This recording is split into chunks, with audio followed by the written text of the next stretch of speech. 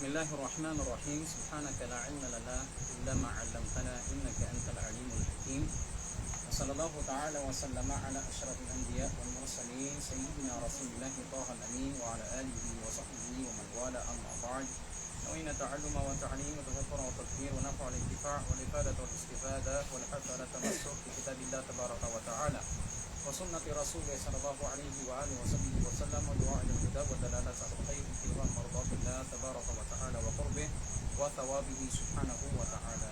Okay, Bismillahirrahmanirrahim. Ngayong gabi insyaAllah ta'ala pagpapatuloy natin ang talakayin natin pagdating sa kitab at-tahara. At nakaraang linggo tinalakay natin ang tahara. Binanggit ng musannif rahimahullah, hindi sahih, hindi tanggap ang wudu, ganon din ang ghusl ng isang tao maliban na lamang sa pamamagitan ng tubig na mutlak malinis. Okay, ngayon pagpapatuloy natin, qala wat taghayyuru taqdiri kat taghayyuril hissi. Sabi niya, ang taghayyur at taqdiri, sabihin yung pagbabago na taqdir. Ano yung takdiri? Kapag meron tayo halimbawang tubig na nasa timba, pagkatapos nakita natin na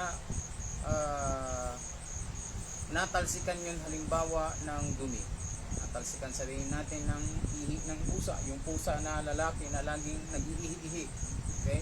Natalsikan yun ng ihi ng pusa. Nung nilapitan natin yung tubig, nakita natin ang tubig, walang amoy, walang nabago sa kanyang kulay, at syempre naman most likely pati yung kanyang lasa. Pero nakita natin bago natin lapitan na yung pusa natalsikan yun ng kanyang ihi. Ang tawag sa ganung uri ng tubig, tinatawag na mutaghayyir at takdiri o at taghayyur at takdiri. Ay yung pagbabago sa tubig, takdiri yun, ay sukatan ayon sa sukat natin na ang tubig nagbago. Kasi nga ang tubig, base sa pinalakay natin, para masabi mo na malinis ang tubig, dapat yung sifat niya o yung kanyang mga katangian, meron siyang tatlong katangian. Mawjud. Walang iba kung hindi, dapat wala siyang kulay, wala siyang amoy, at wala siyang lasa. Kapag nagkaroon ng anumang pagbabago sa tatlong yan, automatic ang tubig ay mutaghayyir. Sabihin niya, nagbago. So, yung taghayyur at takdiri na binanggit dito ng musannif rahimahullah, yan yung halimbawa na walang pagbabago nakita. Pero bago mo pa lapitan yung tubig, puntahan yung tubig, may nakita ka ng maaring magbago doon. Tulad ng talsik ng ihi ng pusa. Hukom ng tubig, mutaghayyir, takdiri. Sabi ng musannif rahmatullahi alayhi, kat taghayyuril hissi, ay para din lang siyang taghayyur al hissi, ay para din lamang siyang nagbago ang kulay. Ang hissi, ibig sabihin niya nagbago literal, nagbago mismo yung ano ng tubig, nagkaroon ng para sa ang hukom niya, para din lamang siyang nagkaroon ng kulay o nagbago ang kanyang kulay, nagbago ang kanyang amoy, at nagbago ang kanyang lasa. Yan ang taghayyur al-hissi. Sabi pa niya, falaw waqa'a fihi ma'u wardi la raihata lahu qaddira mukhalifan bi awsatis sifat. Sabi pa ng musannif rahimahullah, kapag nahalo sa tubig ang ma'u ward, ano yung tinatawag na ma'u wardi?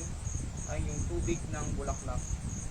Halimbawa, mayroon tayong timba, nahalo doon ang tubig ng bulaklak, ang tawag dyan ma'uward. Sa mga Arab, sa mga tradition nila, na sa isang malinis na balde o di kaya malinis na planggana, yung mga petals ng mga bulaklak binababad nila doon para yung tubig pag-amoy siya ng bulaklak, o ano man yung bulaklak na kanila. Halimbawa, sampagita, halimbawa, ibababad nila doon sa tubig para mag-amoy sampagita yung tubig. Pagkatapos, tradition nila yan, yung tubig na yon, dinidistribute yon sa bawat mga taong aating ng kasal. Parang yun yung tabarruk nila. bawat isa winiwisikan ng tubig, naghuhugas ng kamay. Yan ang tradisyon ng mga Arab. Lalong-lalo na pagdating sa Yemen, yan ay gawain nila.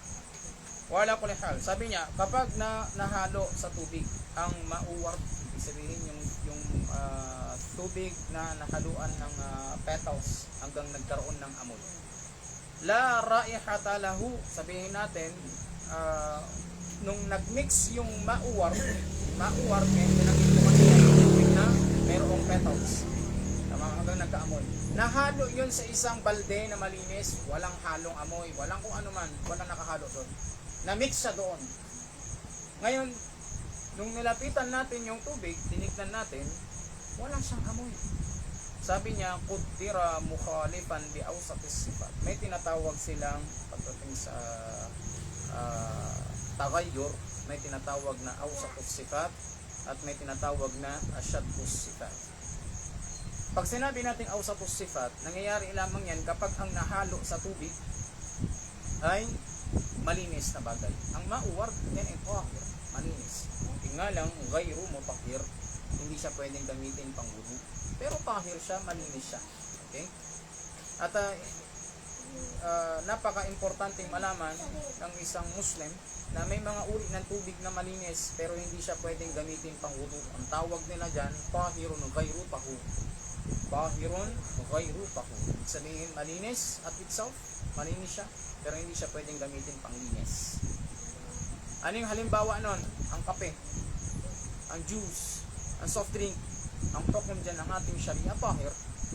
Dahil pag sinabi natin na yan ay mutanajis, hukom ng pag-inom ng mga yon, haram.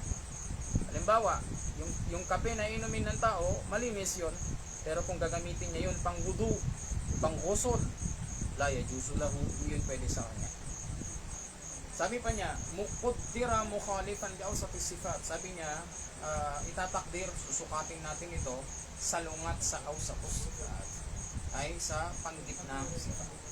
Kaya na binanggit ko kanina, kapag nahalo sa tubig ang isang bagay, either ang bagay na yun ay malinis o di kaya ang bagay na yun ay marumi, najis. Kapag ang bagay na nahalo sa tubig ay malinis, tinatawag nila, may tinatawag sila dyan, takdir bi awsatis sifat, ay pagbibigay sukat sa pamamagitan ng panggitnang mga katangian. Ano nga ba yung mga neutral na katangian ng tubig? Ito yung may konting pagbabago sa kanyang kulay, may konting pagbabago sa kanyang amoy, may konting pagbabago sa kanyang lasa. Ang halimbawa ng pagbabago pagdating sa kanyang kulay ay medyo may malagnaw na. Alam naman natin yung sobrang makulay, di ba? Sobrang pink, sobrang blue, sobrang black, maitim talaga yung tubig. Pero meron din yung medyo malagnaw na tubig. May pagka-brownish, may pagka-black, may pagka-yellow yung tubig na didilaw konti. Yun yung halimbawa ng pagbabago sa tubig. Pero mas konti. Tapos pagdating sa amoy, ay may amoy konti. Tama? Kasing amoy ng laban. Laban ay bubble gum yan. Tama? O yung amoy ng parang medyo minty na amoy. O lasa. At pagdating sa kanyang amoy ay kaamoy ng rumman. Ta'mur rumman, sorry. Ta'mur rumman, rumman ay yan yung isang uri ng prutas na medyo maasim-asim. Madaling sabi, kapag yung tubig na gagamitin natin pang wudu, nabuhusan yan halimbawa ng tubig ng ward o kahit na anong katulad niyang malinis na tubig, sabihin natin nabuhusan yun ng kape, sabay balde na gagamitin natin pang wudu, nahaluan yun, nabuhusan yun ng kape. Ngayon yung kape, tahir yun. Kaya naman ang gagamitin natin pang sukat ay yung tinatawag na awsatus sifat o yung panggitnang sifat, which is sobra bang lagnaw siya o konti lang. Kung yung tubig, yung kulay ng tubig ay hindi siya sobrang makulay, may konting pagkahalo lang. Siyempre kapag patak lang ng kape yung nahalo doon, most likely hindi niya mababago yung kulay. Hindi niya rin mababago yung amoy ng tubig. Hindi niya rin, lalong-lalo na, hindi niya mababago yung lasa ng tubig. Ay hindi siya maglalasang kape. Anong hukom ngayon? Ang hukom ng tubig, tahir insyaAllah, at pwede siyang gamitin pang pangulo. Yan kapag ang nahalo sa tubig ay konting piraso o konting bahagi lamang ng malinis na bagay. Tulad ng kape, hindi naman isang buong tasa ang nahulog doon. Sabihin natin, nung naglalakad tayo, hawak-hawak yung tasa, nasagi, merong natapon konti dun sa tubig, nahalo. Kung hindi sobra yung pagbabago ng kulay, amoy, ganun din ng lasa, ang hukom ng tubig, tahir pa rin. Siyempre, tahir yung nahalo doon. So parang tahir at saka tahir. Ang tanong na nga lang dyan kung pwede mong gamitin panghulo o hindi. Sa pagkakataong yun, pwede mo pa rin siyang gamitin panghulo. Kahit pa isang buong tasa ang nahalo na tubig, na kape, doon sa isang balde ng tubig, kapag hindi siya lumapit sa, sabihin natin, malagnaw ang tubig. Kumbaga, dahil mas marami yung volume ng tubig, na overcome niya yung isang tasa ng kape. Ganon din, hindi rin nagbago, hindi rin naging amoy kape. Hindi rin siya naglasang kape. Anong hukom ng paggamit natin sa tubig na yun pagdating sa wudu? Pinapayagan niya. Yan kapag ang nahalo sa tubig ay tahir, malinis. Samantala kapag ang nahalo sa tubig ay marumi, iba na namang supatan niya. Tinatawag na yuqaddir bi ashaddis sifa. Sabi pa ng musannif rahimahullah, qala wala yadurru taghayyurun yasirun la yamna'u ismal ma. Sabi niya, hindi nakaka-apekto ang konting pagbabago, taghayyur yasir, konting pagbabago, la yamna'u ismal ma, hindi nito mapipigilan o matatanggal ang quality ng isang tubig. Madaling sabi, kahit na anong malinis na bagay, may konti lang na pagbabago, hindi siya naging malagnaw. Alam natin may nahalo. Halimbawa niya na, may nahalong downy, malinis ang downy, tahir niya. O kahit na anong mang inumin, nahalo, soft drinks, halimbawa, natapon doon sa balde na gagamitin natin sa ng pagbuto. Kung hindi sobra yung pagbabago niya, walang problema. Wala la yabu, hindi nakaka-apekto. Wala, ganun din. Wala yadurru bimuksin. Sa ibang bituri muks. Taghayyurun bimuksin wa turabin wa tuhlub wa ma fi maqarrihi wa mamarrih.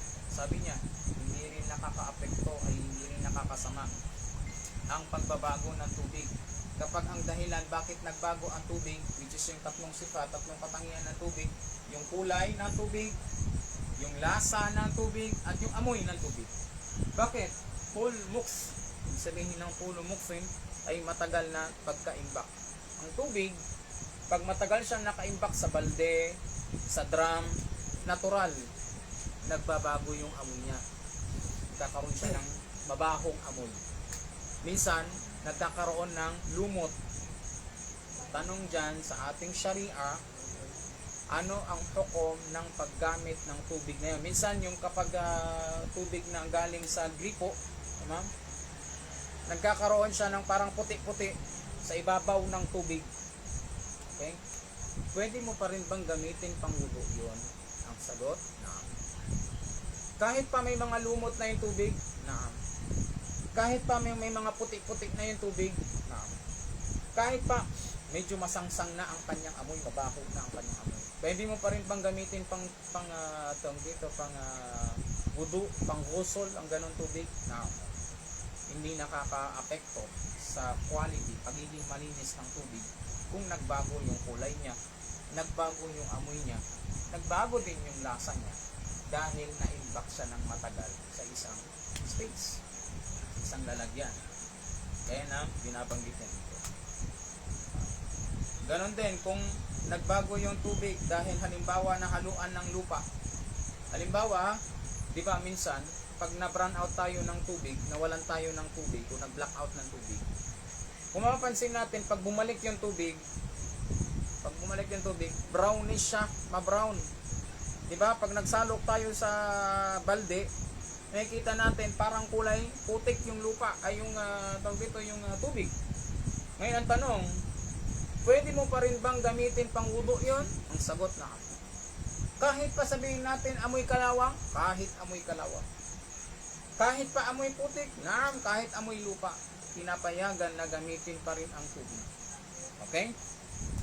Qala, ganon din, wama fi maqarrihi wa mamarrih, sabi niya kahit na yung mismong pagbabago ay nasa kanyang makar. Pagdating sa lalagyan, may tinatawag tayong makar. Makar, yun yung pinakaibaba na bahagi ng lalagyan, yung plate, yung base ng kanyang lalagyan. Halimbawa, isang buong balde, yung baba niya. Kahit sabihin natin, ay lupa kasi ang ano ng tubig. Isang quality ng tubig na wala sa ibang mga bagay. Kapag naghalo ka doon ng kahit na anong bagay, by itself, ihiliwalay niya yun sa sarili. Halimbawa, buhangin. Ngayon, mabuhangin yung tubig. Maya-maya, ibababa niya yung buhangin. At ano man yung mga magagaan, pinataas niya. Halimbawa, nahalo doon, mantika. Mamantika ngayon. Mamantika yung tubig. Yung quality ng tubig sa itself, binababa niya lahat ng mga mabigat at lahat ng mga magaan, which is yung oil, pinataas niya. Kaya kapag sinalok mo yung mantika, mas mababawasan yung pagkano ng tubig. May ano ang hukom ng paggamit sa ganong uri ng tubig na nahaluan ng ganon, mantika o di kaya lupa. Ang hukom niyan, juice, insha'Allah ta'ala. Okay. Wala. Halimbawa pa ng pagbabago dahil tapos may tinatawag tayong mamar. Ano nga ba yung mamar? Mamar, yung daanan ng tubig. Nagkakaroon lang yan kapag yung faucet, may faucet, halimbawa yung drum. Hindi kaya bukod sa itaas, meron siyang labasan, agusan ng tubig, may kanal. Yun yung mamar. So kung halimbawa niya, pinakamadaling halimbawa, yung tangke ng tubig. Halimbawa dito yung tangke ng tubig. Sabihin natin, yung baba niya malumot. O di kaya yung tubo, kung saan dadaan doon yung tubig, malumot siya, maputik siya. Ano ang tokom ng tubig na dadaan mula doon sa tubo? Na maputik, hindi kaya malumot. Sagot? Pinapayagan, pinapalampas yun ng ating sharia. Pwede mo pa rin yung gamitin pangluto. Kahit na amoy putik na yung tubig, kahit na kulay putik na yung tubig, at kahit palasang putik yung tubig, halimbawa ng mga hindi nakaka-apekto pagdating sa mismong tubig. Halimbawa niyan, kapag mayroong nahulog na stick, ang stick, kahoy, kapag nahulog siya sa tubig at tumagal siya doon ng isang linggo, mahigit, makikita natin yung paligid ng tubig. Ano nangyayari? Nagkakaroon siya ng nagkakaroon siya ng brown kasi unti-unti niyang natutunaw yung bahagi ng kahoy. Waduhnin, duhon ay yung fat, tulad yan halimbawa mantika. Wala bimilhimain, at hindi mapapalampas kung ang naihalo sa tubig ay isang asin na natunaw na kasi magiging maalat na yung tubig. Kung yung para sa artificial na dagat, maalat siya, kung yun ang gagamitin mong pangwudu, pinapayagan. Doon yung gagamitin pang ghusl, pinapayagan. Pero yung tubig tabang, lalagyan mo ng asin. Parang mag-artificial na dagat siya. Ang hukom, hindi yung pinapayagan. Qala wala biwarakin tanathara min ash-shajari. Sabi niya kabilang sa mga hindi pinapalampas pagdating sa paggamit ng tubig ay yung dahon, tanathara. Sabihin na nadurog o nagkalat na nanggaling mula sa puno. Ay ibig sabihin sa isang buong planggana o di kaya sa isang balde, gagamitin sana natin pangbudo yun. Meron doon nagsibagsakan na mga yung nadurog na dahon. Kadalasan nangyayari yan kapag yung alulod marumi. Diba? Yung alulod, marumi yung alulod. Tapos, nung naglinis, yung mga dahon na naipon doon sa alulod ng bubong, sa gutter ng bubong, nahulog doon sa drum, nahulog doon sa balde. Ang tanong, pwede ko pa bang gamitin yung mismong tubig na yon na nahulugan ng ng mga dahon na natuyo, na nadurog, nang galing mula dun sa gutter?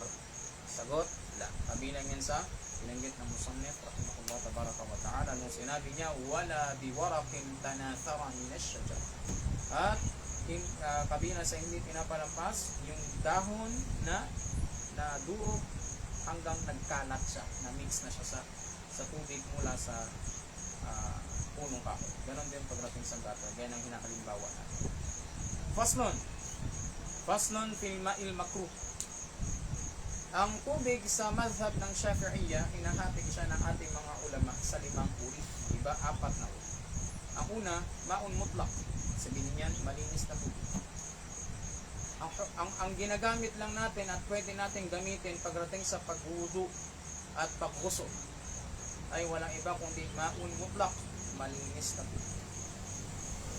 Pag sinabi natin malinis na tubig, walang amoy, walang lasa, walang kulay. Yan ang malinis na tubig sa pananaw ng Sharia. Ang ikalawa, may tinatawag tayong ma-muqayyad. Tama? Ibig sabihin, ito yung uri ng tubig na nakaluan, na mix. Malinis siya na tubig, mainit na tubig, o di kaya malamig na tubig, nilagyan siya ng juice. Malinis yun, pero hindi siya pwedeng gamitin pang tawag sa ganong uri ng liquid o ng tubig, ma'un muqayyad. Next, may tinatawag silang musta'mal. Sabihin yung use na tubig, gamit na tubig. Pag tayo halimbawa nagugas ng pinggan, naglaba tayo halimbawa, yung naipon na tubig na yon ang tawag doon musta'mal. Isa pa, kapag tayo halimbawa ay nagwudu, pero sinalok natin yung napagwuduan natin, yung ginamit natin sa pagwudu, ang tawag din doon musta'mal. Ganun din sa pagliligo. Okay? Bawat isa sa mga yan may kanya-kanyang proko. At ika-4, ma'un makruh. Ibig sabihin yung makruh na tubig. Ang hukom ng paggamit sa kanya pinapayagan, pero makruh. Sahih ang wudu, pero makruh. At ang panglima, ma'un mutanajjis. Ibig sabihin, tubig na nakaluan ng dumi. Bawat isa sa mga yan ay may kanya-kanyang hukom.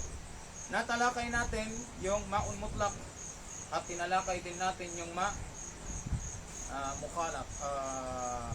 muqayyad, nakaluan ng isang bagay, tawag dyan ma'un muqayyad o mix water. Sabi niya, faslun fil ma'il makruh, yukrah shadidus sukhuna wa shadidul buruda wal mushammas fi jihatin haratin fi ina'in muntabi' fi badanin duna thawbin wa tazulu bitabrid. Sabi niya, pagdating naman sa mga tubig na makruh, ang mga tubig na makruh gamitin pang wudu o kaya pang ghusl, yung sobrang init. Ikalawa, sobrang lamig na tubig. Makruh gamitin pang wudu at saka pang ghusl. Kabilang sa mga makruh, yung ma'ul mushammas, sabihin yung nabilad na tubig, direktang na arawan. Kaya yung tubig napakainit. Tabaan may mga syurut yan, may mga condition para maging makruh yung tubig na yun. Una sa lahat, yung tubig nakalagay siya sa isang lalagyan, planggana o di kaya balde na gawa sa metal. Sabihin natin lata o di kaya aluminum o di kaya alloy. Ang hukom ng tubig, makruh. Isa pa, wala siyang takip, ay direkta siyang naaarawan ng tubig. Tama? Direkta siyang nasinagan ng araw. Isa pa, dapat sa panahon ng saif o waktus saif o fastus saif, ibig sabihin sa panahon ng tag-init, summer. So sa panahon ng summer, tama, napakainit ng araw, at kapag ganon, direktang naarawan, walang takip, tapos yung lalagyan niya ay metal. Tama? At ang isa pa, sa lugar na mainit. Tulad ng Pilipinas, ang Pilipinas ay kabilang sa mga mainit na bansa, lalong-lalo na pagdating sa panahon ng summer. Ang hukom ng paggamit sa ganong uri ng tubig, makruh. Yan ayon sa madhab ni Imam Shafi'i, sa kadahilanan na nakakadulot siya ng tinatawag na baras, isang uri ng sakit sa balat, kung saan yung balat ng tao para siyang nagbabalat. namumuti. Okay? Tawag dyan in Arabic, baras. So, sa dahilan na yan, ang hukom ng paggamit ng tubig na yan ay makruh. Qala, fi badanin duna thawbin. Ibig sabihin, yung tatlong nabanggit, pagdating sa sobrang init, kahit na anong dahilan, bakit siya naging mainit? Yung iba kasi mga tubig, mainit siya. Bakit? Dahil merong heater sa CR, sa bathroom. Ngayon, yung nilalabas na tubig niya, kasama nung faucet, napakainit. Ang hukom ng paggamit ng ganong tubig, sa wudu man o di kaya sa ghusl, makruh. Pero sa tanggap. Yan ay nagiging makruh, katulad din nun yung malamig. Ganun, katulad din nun yung nabilad na tubig. Tatlo yan na binanggit ng may akda rahimahullah. Sabi niya, yan ay makruh kapag ito ay gagamitin sa katawan. Ibig sabihin sa pagwudu, ganon din sa pagpuso. Duna thawbin, at hindi sa damit. Ay kung maglalaba ang tao gamit yung malamig na tubig, mainit na tubig, nabilat na tubig, ang hukom nun, hindi siya makruh. Watazulu bitabrid, nawawala ang pagiging makruh ng mga nabanggit na uri ng tubig kapag siya ay lumamig. Ibig sabihin, yung sobrang init na tubig kapag lumamig ng konti, pwede na yon, hindi na siya makruh. Ganon din yung nabilad na tubig kapag gagamitin siya sa gabi, hindi sa araw, hindi na siya makruh.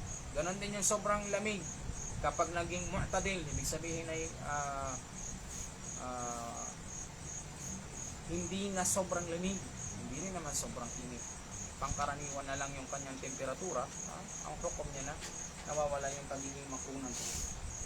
At ang last natatalakayin natin, qala faslun fil ma'il musta'mal la tasihhu taharatu bil ma'il musta'mali al qalil fi raf'il hadathi wala izalatin najas. Sabi niya, hindi katanggap-tanggap ang paglilinis. Pag sinabing paglilinis ay wudu, ganon din ng ghusl, sa pamamagitan ng tubig na nagamit na kaunti, al-qalil, fi raf'il hadath, sa pagtatanggal ng hadath at sa pagtatanggal ng najis.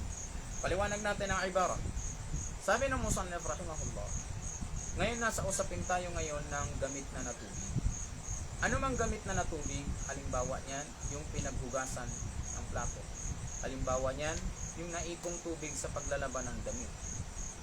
At mga katulad mo. Ano mang nagamit na tubig, ang hukom ng, kahit pa sabihin natin na yung tubig na yon na malinis siya, wala siyang kulay, yun na lang may amoy. Sabihin natin hindi sobrang amoy niya, pero may amoy siya. Halimbawa niyan, yung pinakahuling banlaw halimbawa ng damit na may sabon, hindi kaya dawli. Anong hukom ng paggamit doon? Hukom doon nun, sabi niya, la tasihhu taharatu bihi, hindi tanggap ang pagwudu gamit yun.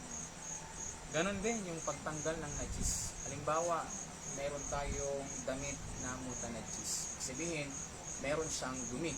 O carpet, halimbawa, may dumi siya ng pusa o ng hayop. Ang gagamitin kong panglinis doon ay yung naipon kong tubig gamit sa paglalaba ko ng damit. Pwede na ba yon? Ang sagot, hindi yung sapat. Pwede mo siyang matanggal yung najis, pero yung ganun na yon, okay na yon? Hindi pwede. Ganon din kung halimbawa yung lalo-lalo na kapag yung gagamitin mong damit o yung lilinisin mong damit ay yung ginagamit kong pangsola. Tama? Kailangan ang gagamitin na pinapayagan, gamitin mo yun pang unang linis hanggang matanggal yung dumi. Pero kailangan mo pa rin siyang gamitan ng tubig na malinis. Totally wala siyang halo. Wala siyang kulay, wala siyang lasa, wala siyang okay, malinaw sa atin yan, hindi pwedeng gamitin ang tubig na nagamit na pagdating sa pagwudu. Ganon din sa pagtatanggal ng najis. Halimbawa, paglalaban ng kung anumang damit. Yan ay kapag ang tubig na nagamit na ay qalil, ibig sabihin, kaunti. Pag sinabi natin kaunti, ay yung volume ng tubig, singdami lang ng isang balde, singdami lang ng isang planggana. Tawag doon, konting tubig. Ay ano naman yung kabaliktaran ng konti? Yan ay maraming tubig. Para masabi natin na marami ang volume ng tubig, yan ay kapag umabot ang litro ng tubig ng 219 liters. Ang iba, 225 liters. Pinakamadaling halimbawa niyan, meron yung mga malalaking drum. Tulad halimbawa yung drum dito, halimbawa na kulay asul, kulay blue. Bay, matangkad na drum. Pag napuno mo yun ng tubig, yun ang halimbawa ng maraming tubig. Ganito yan. Yung lahat ng naipon ko sa mga nilabhan ko, umabot yun ng isang buong drum na blue. Ngayon yung ganon karami, pwede ko na ba siyang gamitin pang wudu? Ang sagot na. Pero use water yun. Gamit na tubig yun. Kasi anumang uri ng tubig na musta'mal, basta umabot siya sa ganung volume, marami. Pwede siyang gamitin pang wudu, pwede siyang gamitin pang ghusl. Siyempre, ang usapan dyan, pwede. Pero nasa tao pa rin yan kung gusto niyang gamitin. Para din lamang halimbawa, yung na-imbak na tubig, karoon na ng amoy, karoon na ng kulay, maano na siya, masangsang na yung kanyang amoy, mabaho na yung kanyang amoy. Ang hukom ng ating sharia, pero malinis yun. Pwede mo siyang gamitin pang wudu. Ang sabi doon, pwede. Pero kung ayaw mong gamitin, wala magagawa, okay lang yun. Ang tanong, ang ano lang doon, ang binibigay ng hukom, pwede kung gusto mong gamitin. Kung ayaw mong gamitin, ang gusto mo pa rin gamitin, halimbawa yung nasa gripo, wala problema. Basta importante, ang hukom, kung sakali, yun ang gagamitin mo, tahir yan.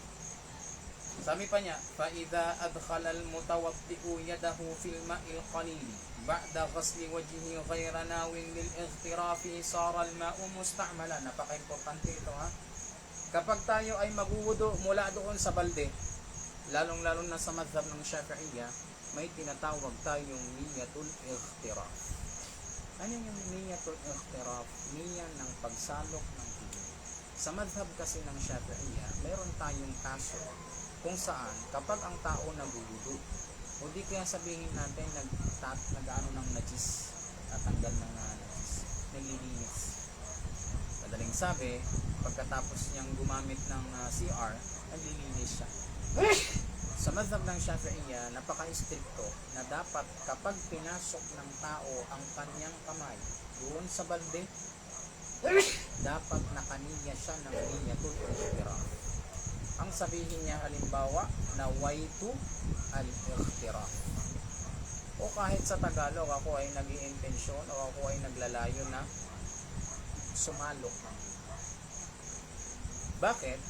Dahil sa madhab ng Shafi'iyya, kapag nagwudu ka halimbawa o nagwusul ka, kaya naglilinis ka, once na pinasok mo ang iyong kamay na walang wudu, walang tahara, sa tubig na malinis tulad ng balde, once na inangat mo ngayon yun, at kapag inangat mo yung tubig nang walang niyatul ightiraf, ang toko ng natirang tubig doon sa balde, ma'un musta'mal. Paliwanag ko ng mas maano, para mas maintindihan natin lahat. Ganito yan. Ganito lang kasimple. Kapag sasalok ka ng tubig at yung kamay mo wala kang wudu, bago mo tanggalin yung kamay mo doon sa tubig, magniyat ka ng niyatul ightiraf. In Arabic, ang sabihin halimbawa ng tao sa sarili, nawaitu al-ightiraf. Hindi kaya kapalit noon, sa Tagalog, sa Filipino, ang sabihin niya, ako ay nag-iintensyon na sumalok. Bakit? Sa madhab kasi ng Shafi'iyya, kapag wala kang wudu at hinawakan mo yung tubig na malinis, tinanggal mo dun yung kamay mo, ang tokob na ng tubig, ma'un musta'mal, gamit na ng tubig. Tapaan yan ay kabilang sa mga espesyal na kaso sa madhab ng Shafi'iyya. Napaka-stricto ni Imam Shafi'i pagdating sa paggamit ng tubig. So minsan ang tao, bubudo siya halimbawa at diretso siyang sumasalok ng tubig doon sa mismong balde. napaka-importante na kapag siya ay sasalok ng tubig mula sa balde, para hindi mahatulan yun na ma'un musta'mal, ay magniyat siya ng niyatul ikhtiraf. Sabi pa niya, faida, at kaya kapag pinasok ng magwuwudu ang kanyang kamay sa isang konting tubig, konti yan ha, hindi maraming tubig. Ano yung halimbawa ng maraming tubig? Halimbawa niyan yung isang buong galon, isang buong drum na asul. Ba'da ghasli wajhi, pagkatapos ng hugasan, halimbawa ang kanyang muka, nang hindi siya nakapagniya ng niyatul ikhtiraf, ang hukom ng tubig ay magiging ma'un musta'mal. Qala, wal musta'malu fil masnuni kal ghaslati thaniya wa thalitha tasihhu taharatu bihi. Sabi niya, at ang musta'mal na tubig, ibig sabihin ito ay mas'ala na binanggit ng musannif bago natin tapusin ito. Sabi niya, ang musta'mal na tubig, yan yung nagamit na tubig. Sabihin natin yung sinalok ko tubig mula sa paghuhulog. Sabi niya, ang musta'mal mula sa masnun yan is sunna. Kapag tayo ay magwuwudu, mayroon wajib at saka sunna doon. Itself, yung paghuhugas ng muka, paghihilamos ng muka, wajib yon, yung unang beses niya. Pangalawa at pangatlong beses sunna. Ngayon, kapag ang tao, ang sinasalok niya lang ay yung pangalawa at saka pangatlong beses na paghuhugas sa kanyang wudu, sa mukha man, sa kamay man, at sa kanyang sa paa, gagamitin yon, yung tubig na yon na naipon niya, pang wudu din ng ibang tao. Anong hukom nun? Sahih. Tama? Tahir yun. Ha? Okay? Tahir, malinis yun. Yan ay dahil ginamit niya yun sa sunnah. Tama? At hindi sa mismong wajib. Diyan natin tapusin ang ating dars. Sallallahu alaihi wa sallam Muhammad wa ala alihi wa sahbihi wa sallam. Subhanahu wa ta'ala.